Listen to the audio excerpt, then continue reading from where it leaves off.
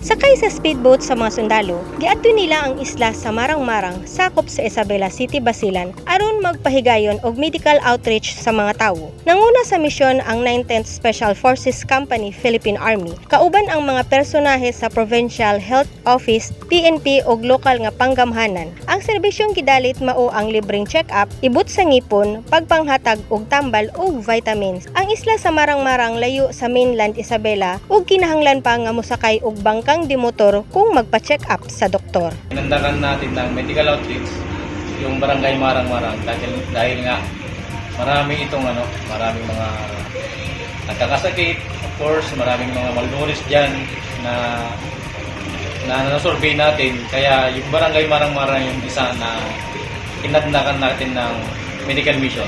Kasi nga hindi sila basta-basta makakatawid kung wala silang mga gagamiting sea asset na sinasabi nating jungtong.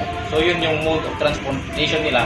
Kaya napili natin sila na kakandakan ng medical mission. Nakita sa mga sundalo ang serbisyo alang sa panglawas maoy kinahanglan sa mga tawo sa lugar. Mao nga ilaha kining girumbo aron ipakita sa mga tawo nga tinud-anay ang programa sa gobyerno ug mabati sa mga kanhing miyembro sa violent extremists nga seryoso ang ilang pagtabang.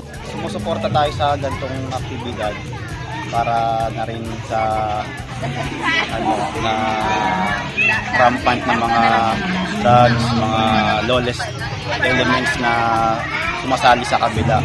Nakikibanding tayo sa community para malaman nila na special force at ang sa PNP ay katulong nila para sa pagbuo ng maayos na community na sama-sama tayo tulong-tulong. May pasalig usab si Isabela City Mayor Siti Jalia Turabin Hataman nga ang lokal nga panggamhanan sa Isabela andam kanunay nga mosuporta sa bisan unsa mang proyekto o programa alang sa kahapsay ug ikalambo sa katawhan sa ilang lungsod. Sinusuportahan po natin ay yung ating 19 Special Forces initiative po nila ito along with ibang mga partners nila. Pero sa Marang-Marang po kasi isa po ito sa mga identified natin na tourist destination. Ang dami po natin ang initiatives dito. Tinulungan po natin sila sa kanilang floating cottage and then na-train po natin ang kanilang kababaihan para mag-serve sa ating mga turista as well as nagpa-training po tayo at sinuportahan po natin yung kanilang weaving ng mga banig, ng mga mats. So, and then of course, kasama sila din sa pinopromote natin na tourist destination. The outreach program naman po, parang meron kang sense of fulfillment since hindi masyadong napupuntahan yung ibang mga barangay like yung Marang-Marang. So, kahit konting serbisyo lang, paracetamol, vitamins, makikita mo na yung saya ng mga tao dito sa barangay ng Marang-Marang. Apil sa nalipay ang mga bata sa isla nga gihatagan og libreng pagkaon ug parlor games. Dako ang pasalamat sa mga tawo sa lugar sa ilang natagamtaman nga serbisyo. Nagpasalamat kami sa inyong lahat. Nagpunta kayo dito sa amin sa Marang-Marang. Kahit pa paano, meron na rin kami konting mga gamot sa mga anak namin. Kahit pa thank you talaga. Maraming salamat talaga sa pagbigay ng tulong ng mga sundalo natin. Maraming salamat talaga.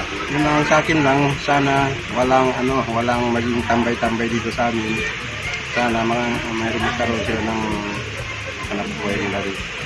Regular nga medical outreach program sa mga sundalo ug daghan ng barangay sa Basilan Province ang ilang naserbisyohan. Sherry May Gonzales, Newsline Philippines, Basilan Province. Stay safe!